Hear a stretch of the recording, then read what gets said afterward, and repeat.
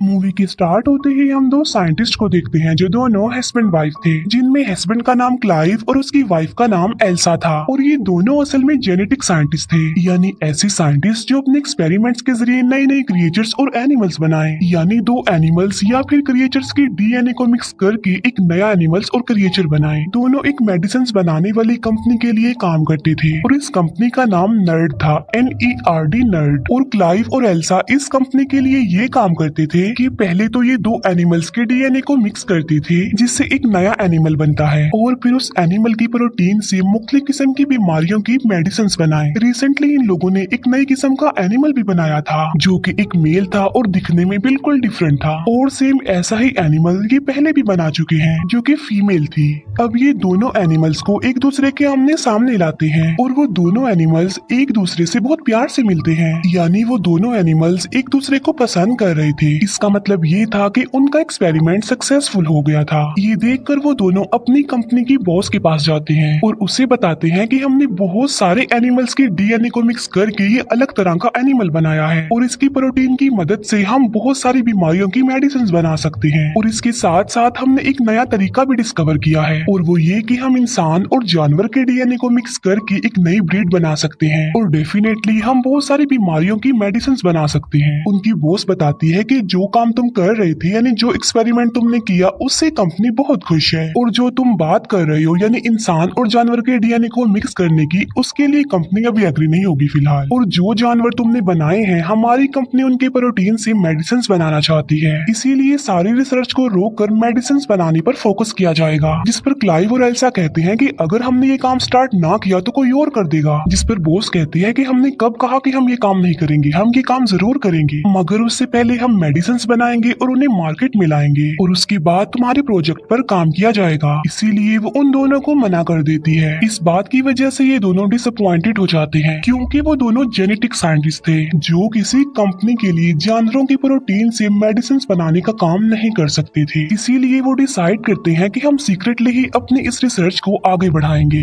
इसीलिए ये अपना काम स्टार्ट कर देते हैं, लेकिन इस काम को आगे बढ़ाने के लिए उन्हें इंसान का डीएनए चाहिए था। इसीलिए एल्सा क्लाइव को किसी का एक डीएनए ला कर देती है। क्लाइव पूछता है कि ये किसका डीएनए है, जिस पर एल्सा कहती है कि ये किसी अननोन पर्सन का डीएनए है, और ये फिर इंसान के डीएनए और उन एनिमल्स के डीएनए जिन्हें इन्होंने बनाया था उन पर एक्सपेरिमेंट्स करते हैं। ये लोग बहुत हार्ड वर्किंग करते हैं, लेकिन इन्हें सक्सेस हासिल नहीं होती, और इस बात की वजह से वो काफी अपसेट हो जाते हैं। एक दिन एल्सा एक और डीएनए लेकर आती है और बताती है कि ये सबसे बेस्ट डीएनए है, और इसीलिए अब हम अपना एक्सपेरिमेंट इस वाले डीएनए पर करेंगे। और ये फिर उस डीएनए और एनिमल के डीएनए पर एक्सपेरिमेंट करते हैं, और कड़ी मेहनत के बाद इनका एक्सपेरिमेंट सक्सेसफुल होता नजर आ रहा था, यानी एनिमल का डीएनए और इंसान का डीएनए आपस में मिल रहा था। और अब इन लोगों के पास एक यूनिक किस्म का डीएनए था जो इंसान और जानवर के डीएनए से मिलकर बना था। अब क्योंकि ये इलीगल था, इसीलिए क्लाइव इस रिसर्च को आगे बढ़ाना नहीं चाहता था, लेकिन एल्सा ऐसा नहीं चाहती थी, वो इस रिसर्च को आगे बढ़ाना चाहती थी। इसीलिए वो उस डीएनए को लेकर एक मशीन रूम में चली जाती है। उस रूम में एक ऐसी मशीन थी जिसमें डीएनए डालने से एनिमल्स और क्रिएचर्स पैदा होना शुरू हो जाते थे, यानी कोई भी जानवर उस मशीन के अंदर इंक्रीज होता रहता था। फिर एल्सा उस मशीन के अंदर उस डीएनए को डाल देती है। क्लाइव एल्सा को कहता है कि ये कोई अच्छा काम नहीं कर रहे हम, किसी को बनाना और फिर उसे मार डालना। एल्सा कहती है कि इतने सारे लोग इस दुनिया में रोजाना मरते हैं, और हो सकता है कि हमारे इस एक्सपेरिमेंट से इतने सारे लोगों की जान बच जाए। इसीलिए क्लाइव एल्सा की बात मान लेता है, इसीलिए वो अपने काम को स्टार्ट कर देते हैं। मगर हैरान कर देने वाली बात तो ये है कि जिस बच्चे ने मशीन में आहिस्ता आहिस्ता बढ़ना था, वो तेजी से बढ़ता जा रहा था।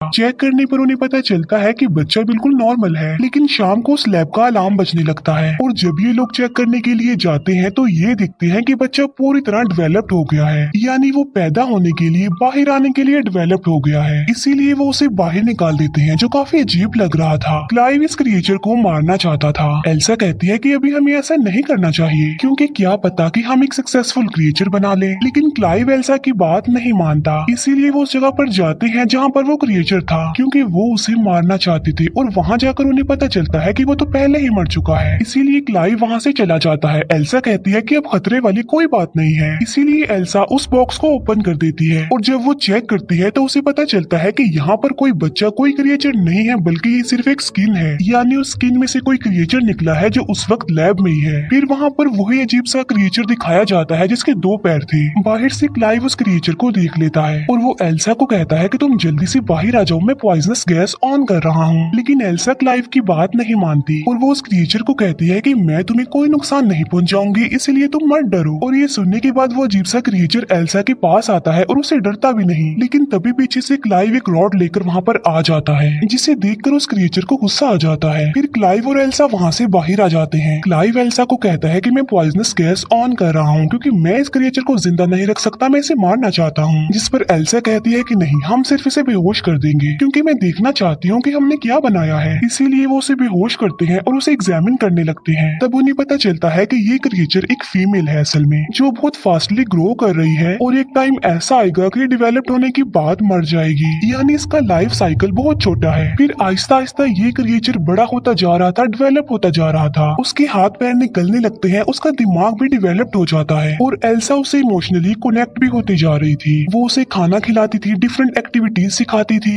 एक दिन एल्सा उस क्रिएचर को बहुत सारे अल्फाबेट्स देती है और उसे कहती है कि इन अल्फाबेट्स को ऐसे अरेंज करो कि मेरा नाम बन जाए। लेकिन वो क्रिएचर सिर्फ नर्ड बना देती है, NERD, जो इस कंपनी का नाम था, क्योंकि उसने एल्सा की शर्ट पर ये स्पेलिंग देखे थे। ये देखकर एल्सा खुश हो जाती है क्योंकि वो अब चीजों को पिक कर रही थी। तभी वहाँ पर क्लाइव आ जाता है जो उस क्रिएचर को बिल्कुल भी लाइक नहीं करता था। वो कहता है कि इस क्रिएचर को बाहर किसने निकाला, अंदर रखो इसे, और इसकी दुम भी कवर होनी चाहिए। असल में उस क्रिएचर की एक काफी लंबी दुम थी। एल्सा क्लाइव को कहती है कि इसे जानवर मत कहो। क्लाइव कहता है तो फिर मैं क्या कहूँ इसे। वो कहती है कि तुम इसे ड्रैन कहो क्योंकि इसने अभी अभी अल्फाबेट से NERD नर्ड बनाया है, जिसे उल्टा करके ड्रैन बनता है। और फिर एक दिन क्लाइव का भाई भी ड्रैन को देख लेता है और उसे ड्रैन की सारी रियलिटी पता चल जाती है। अब क्योंकि वो ड्रैन को वहाँ पर नहीं रख सकते थे, इसीलिए वो उसे एक फार्म हाउस में भेज देते हैं। और अब वो टाइम आ जाता है जब क्लाइव और एल्सा ने कंपनी के ऑनर को प्रेजेंटेशन देनी थी उन क्रिएचर्स के बारे में जो उन्होंने पहले बनाए थे। और जब वो प्रेजेंटेशन देने के लिए उन दोनों क्रिएचर्स को कंपनी के ऑनर के सामने लाते हैं और तब वो दोनों क्रिएचर एक दूसरे से लड़ने लगते हैं और इसी में ही उनकी मौत हो जाती है। और इस बात की वजह से वो लोग काफी डिसअपॉइंटेड हो जाते हैं। फिर वो उन दोनों क्रिएचर्स के लड़ने का रीजन ढूंढते हैं। तब उन्हें पता चलता है कि उन क्रिएचर में जो फीमेल थी वो अपने आप ही कन्वर्ट हो गई थी, यानी उसने अपना जेंडर चेंज कर लिया था और वो मेल बन गई थी क्योंकि उस क्रिएचर में एक ऐसे एनिमल का DNA था जो खुद को कन्वर्ट करके अपना जेंडर चेंज कर सकते थे। और एल्सा और क्लाइव को ये बात इसीलिए पता नहीं चल पाई क्योंकि वो अपने दूसरे एक्सपेरिमेंट यानी ड्रैन के साथ बहुत बिजी थे और यहाँ पर वो टाइम ही नहीं दे पाए। ड्रैन जो कि अब काफी बड़ी हो चुकी है और एल्सा उसे बिल्कुल बच्चों की तरह ट्रीट करती थी, उसे सब कुछ सिखाती है, उससे प्यार करती है। लेकिन एक दिन ड्रैन भागकर जंगल में चली जाती है और जब क्लाइव और एल्सा उसे चेक करने के लिए जाते हैं तो वो दिखते हैं कि ड्रैन ने एक रैबिट को मार दिया है और वो उसे खा रही है। इसके बाद वो दोनों उसे घर ले आते हैं। एल्सा फिर जब ड्रैन को खाना देती है तो वो खाना नहीं खाती बल्कि कहती है कि मैं इस बोर जगह की वजह से बहुत ज्यादा बोर हो गई हूँ। ये बात वो अपनी जुबान से नहीं बताती बल्कि वो उन अल्फाबेट्स की मदद से TDS लिख देती है, यानी यहाँ पर मैं बहुत ज्यादा बोर हो रही हूँ। फिर वो छत को फाड़कर ऊपर चली जाती है। तब उसके पीछे पीछे क्लाइव और एल्सा भी जाते हैं।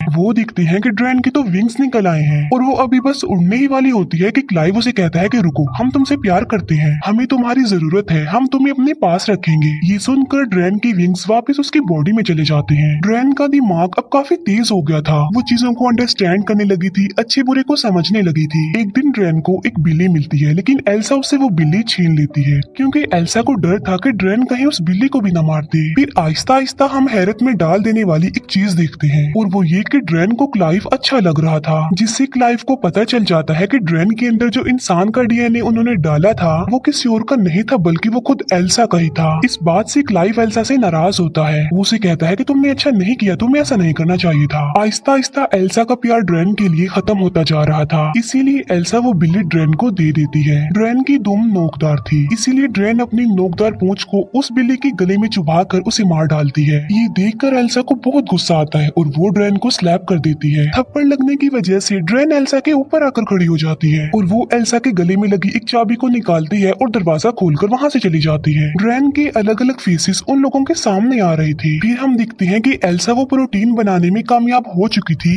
जिसकी रिस्पॉन्सिबिलिटी कंपनी ने उस पर लगाई थी। फिर एक दिन क्लाइव कैमरा की फुटेज यानी अपने लैपटॉप की स्क्रीन पर देख रहा होता है कि ड्रेन कहाँ पर है और ड्रेन उस वक्त पानी में होती है और अब क्लाइव को भी ड्रेन अच्छी लगने लगी थी और वो अपने लैपटॉप की स्क्रीन पर हाथ लगाता है। दूसरी तरफ ड्रेन भी कैमरा को टच करती है यानी वो क्लाइव के हाथ को अपना हाथ लगाती है क्योंकि वो जान चुकी थी कि क्लाइव उसे देख पा रहा है। ये देखकर क्लाइव काफी हैरान रह जाता है। फिर हम देखते हैं कि क्लाइव उस फार्म हाउस उस जगह पर आया है जहाँ पर ड्रेन थी। क्लाइव वहाँ पर अकेला आया था यानी उसके साथ एल्सा नहीं थी। क्लाइव ड्रेन को आवाज लगाता है लेकिन वो उसे कहीं पर भी नजर नहीं आती। तभी क्लाइव पीछे मुड़कर देखता है तो ड्रेन उसके पीछे खड़ी होती है। तभी ड्रेन क्लाइव के पास आकर उसे कहती है कि तुम मुझे अच्छे लगते हो। इस पर क्लाइव कहता है कि नहीं ये बुरी बात है। लेकिन अब क्योंकि क्लाइव को भी ड्रेन अच्छी लगती थी इसीलिए वो भी अपनी फीलिंग्स पर कंट्रोल नहीं कर पाता। लेकिन इतनी ही देर में वहाँ पर एल्सा आ जाती है। वो जब उन दोनों को साथ देखती है तो उसे बहुत बुरा फील होता है इसीलिए वो नाराज होकर वहाँ से चली जाती है। अब क्योंकि ड्रेन की दुम का इतना बड़ा नेल था यानी वो किसी के लिए भी खतरा हो सकता था इसीलिए एल्सा उसकी दुम काट देती है। एल्सा बहुत ज्यादा सैड होती है और यहाँ पर उन दोनों को अपनी गलती का एहसास होता है कि उन्हें ये क्रिएचर नहीं बनाना चाहिए था। एल्सा कहती है कि जो प्रोटीन कंपनी को चाहिए था वो मैं बना चुकी हूँ और वो ड्रेन के अंदर है, बहुत ज्यादा है। और अब वो दोनों डिसाइड करते हैं कि वो ड्रेन को मार डालेंगे। फिर वो दोनों ड्रेन के पास जाते हैं। वो देखते हैं कि ड्रेन की हालत तो ऑलरेडी मरने वाली है और देखते ही देखते ड्रेन मर जाती है क्योंकि हम जानते हैं कि उसका लाइफ साइकिल इतना ही था। उसके मरने के बाद वो दोनों उसे करीबी जगह पर दफना देते हैं। दफनाने के बाद क्लाइव का भाई वहाँ पर आता है और उसके साथ एक और एम्प्लॉय था और क्लाइव का भाई भी उसी कंपनी में काम करता था। क्लाइव का भाई कहता है कि मैं जानता हूँ कि तुम दोनों ने एक क्रिएचर बनाया है जो बिल्कुल इंसानों जैसा लगता है क्योंकि जो प्रोटीन तुमने कंपनी को दिया है उसमें ह्यूमन का डीएनए भी शामिल है। इसीलिए अब मैं उस क्रिएचर को देखना चाहता हूँ जो तुमने बनाया है। जिस पर वो कहते हैं कि वो तो मर चुकी है और हम तो उसे दफन भी कर चुके हैं। और तभी किसी की जोरदार चिल्लाने की आवाज आती है और ये आवाज उस तरफ से आ रही थी जहाँ पर उन्होंने ड्रेन को दफन किया था। इसीलिए वो जल्दी से उसी तरफ भागते हैं। वो देखते हैं कि जहाँ पर उन्होंने ड्रेन को दफन किया था वो वहाँ पर नहीं है